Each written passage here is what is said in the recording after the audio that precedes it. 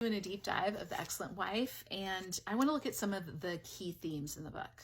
One of the themes, or the reoccurring elements that shows up, is the idea of Christian maturity and Christian excellence. This is the whole framing of the book, that she's going to tell you what's really the biblical way to be a wife. Martha will say things like, God will give you the grace for the difficult circumstances if you're really a Christian.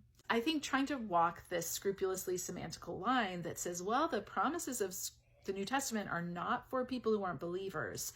So I can do all things through Christ who strengthens me only applies to Christians. And she's not going to presume that the women reading this are Christians. There's this kind of hair splicing that happens. There's also sideways influence that says truly mature Christian women will accept suffering. Truly mature Christian women will be able to do all for the glory of God, no matter how hard their circumstances are.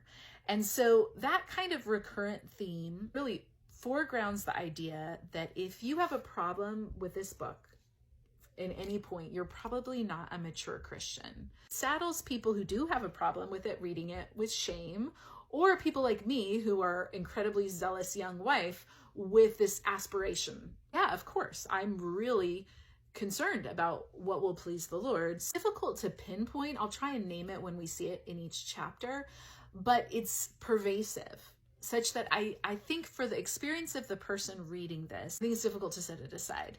And, or at least, and I see this even in the Facebook groups and other places where I see it still recommended, there occasionally will be a little hedging.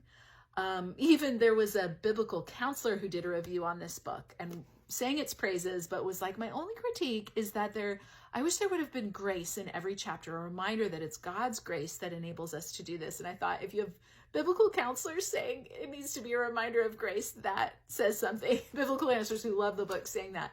I think that makes it hard for someone to walk away because they feel like they're taking the easy way out, or they're not mature as a Christian.